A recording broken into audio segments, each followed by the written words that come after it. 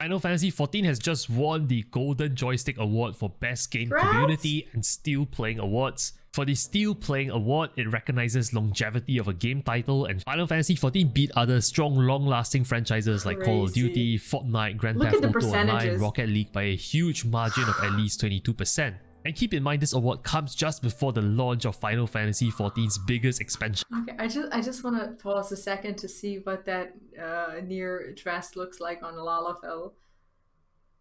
I thought it would be disappointing, but I am not disappointed. That is cute and wholesome, and I can totally see it working out.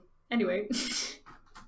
In the form of Endwalker, it is truly something worth taking a pause to celebrate for. A Realm Reborn launched more than 8 years ago, and the game's popularity is arguably at its peak right now. Here's to many, many more years of this great game. And if you thought that was it, Final Fantasy XIV also took home the Best Game Community Award, and likewise Final Fantasy XIV won by a huge margin of at least 26% of the votes, beating other titles with passionate communities such as Magic the Gathering, Monster Hunter and Destiny. A very tired but proud Yoshi P sporting a Warrior of Light t-shirt was there to receive the awards virtually. Final Fantasy XIV has won awards before, but I would imagine this is an especially proud moment for him as we go into Endwalker launch week. Out of the two awards, I definitely feel a lot more for the Best Game Community Award.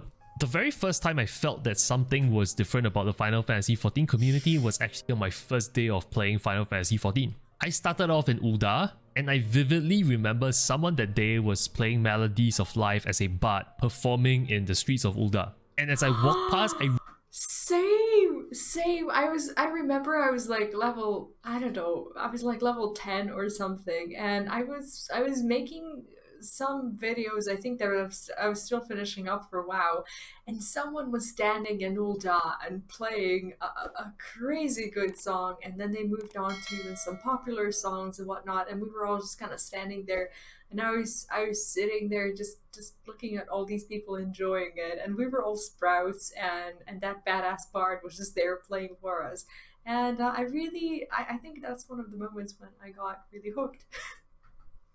Really honestly couldn't believe like someone is actually playing music in the game, like a public performance. And what's more crazy is there's a bunch of people sitting around the guy listening to, the person perform. And there were people cheering, they had light sticks out, and I was like, what the hell is going on here? Yeah, the concert in Gridania, I remember going there with you. Obviously my mind was on the MSQ, so I didn't really think too much about it. But over the months, I've come to learn so much about the community. This is the very same community that welcomed me so warmly into Final Fantasy XIV.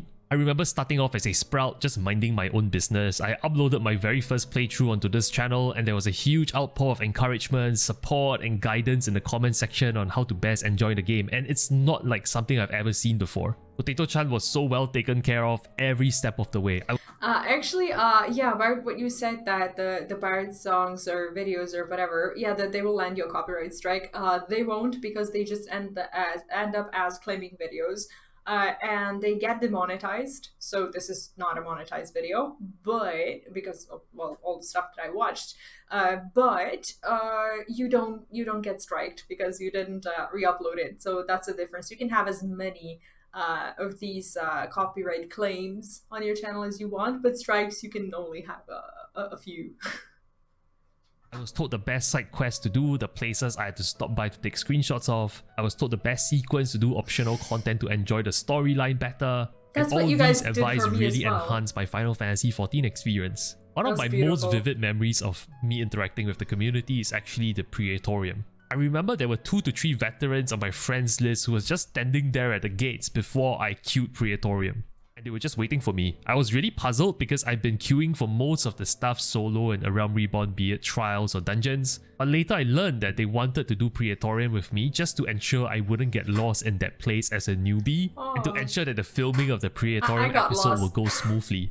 And that was mind-boggling to me because a Praetorium run is arguably the longest run a veteran can do for a daily instance, yet these folks are volunteering to guide me through the entire experience for nothing in return. I also remember all the dungeons I went through. Not once was I yelled at as a tank for taking my own sweet time to watch all the cutscenes and transitions as a sprout. The amount of empathy and patience this community generally has is pretty overwhelming. And you can see that in all my playthroughs, how encouraging people are in dungeons towards Potato-chan. My most memorable moments of the MSQs though, aside from the obvious peaks in the storyline, is my crazy community surprising me at certain turning points of the story. I remember a warm surprise welcome to Kugane, Azizla, Crystarium when I first arrived, and mind you, I did not stream my MSQs, which meant that they painstakingly tracked my progress via the friends list to make these happen. And it was such a heartwarming gesture that I'm eternally grateful for those wonderful memories until this very day. As my community grew larger, we started doing alliance raids together on weekends. Crystal Tower, Void Ark, you name it. As someone enjoying the story, I would take my time to read through the dialogues and quests, sometimes taking 1 to 2 hours between the different tiers of the raid to unlock the next tier of the raid. Yeah, I love how you guys told me that, like, when I do, what was it, twinning and then the Academia dungeon, that I should read through these notes. And I don't exactly remember who it was with me in the group, but we didn't have enough people for the dungeon. And then we went to Limsa and asked if someone would go with us. And then eventually we formed a party group and said that that's going to be a note reading party group. And people actually, you know, joined us and they were like, I'm here for the music, take your sweet time, even though you're a tank. And I was like, what? Let's go read them. And these 23 to 24 people would just relax in game, take crazy photos with various mounts and minions out, visit one another's houses, just simply hanging out in the game and having a good time while waiting. And I actually felt really embarrassed for making them wait for so long while I get those dialogues and raids unlocked. So to those who are around and watching this video, I really like to thank you for being so ever patient with me. It was such a joy to raid with you. Speaking about raiding, when I first started to learn how to raid in the game, you might easily think that, oh, you are a streamer, tons of people would love to be on your stream and help you for a moment of fame. But on the contrary, I actually did many raids and runs that were not even streamed or posted to YouTube. And yet I have so many friends willing to come along to show me the ropes on how to raid, what is snapshotting, how to min-max, and they did so just out of... Yeah, that's exactly it. The community is raising you to be a good member of the community. You literally feel raised and groomed to be nice to others. It's crazy. Love for the game, and wanting to ensure that new community members like myself enjoy their experience. I definitely owe my thorough enjoyment of the game to these unsung heroes, and it's crazy they will become such close friends. We hang out outside of the game playing other casual games and watching silly videos together. It's amazing how this game brings people from different backgrounds together.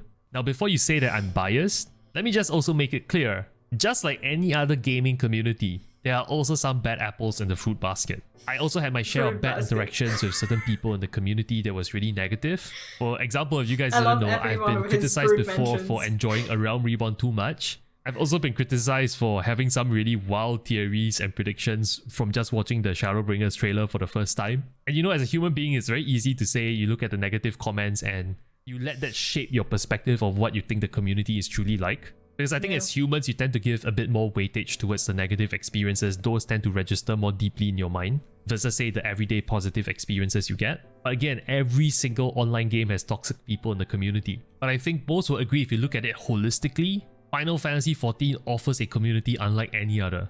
Fast forward to today, about 4 to 5 months after I beat the MSQs, it's still amazing to see on a daily basis when I wake up and check my phone, a community that is discussing everything Final Fantasy XIV related so passionately on my Discord channel. I see people discussing lore, Endwalker predictions, posting pictures of their glamour and houses, and I just think to myself, this game is pretty darn incredible to bring so many people from all over the world together, which I think is very needed in these times of COVID where we... I love what's so interesting to me is that you can, for the most part, have these FCs where people will love to do different things, but they will still either gather for some unique piece of content to do together and still be happy, and then everyone goes their own way, or, you know, goes with someone else or whatever.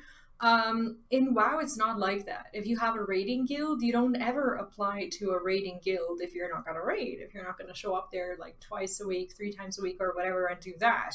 If you're a PvP guild, there's no such thing as, you know, going and running like Mythic Plus dungeons or anything like that. They're very content focused. They're not friends focused. Even though, yes, you can make friends based on what you like the same kind of content, but I don't like limiting myself to the kind of content that I like based on, and based on that, just make friends. So it's just nice to be able to be a friend with someone who's a raider, to someone who, you know, enjoys PvP, to someone who does glamour, who does RP, who does, you know, any of these things. It's just so good. We all experience in our own lives, one way or another, what loneliness truly means. So to the broader Final Fantasy XIV community out there, a big congratulations, this is our win. Best Community and Still Playing awards are a reflection of how far this game have come along, and it's a personal regret I've not started playing this game earlier, but I'm looking forward to many more wonderful memories in the road ahead as we step into Endwalker. I can't believe we are into single-digit countdown territory now for Endwalker, and I'll definitely try and keep the good times coming on this channel with more videos, so make sure to hit the subscribe button right here if you don't want to miss them. If you enjoyed this video about the Final Fantasy XIV community, this video might interest you. It's about how someone really close to me has come to love the game, despite not playing the game at all. Big shout out to my Patreon subscribers, thanks for keeping the channel alive. Thanks so much for watching the video, have a great day, I'll see you soon. Final Fantasy... Oh. That was a good video. That was really good, and huge congrats to all of us for being awesome.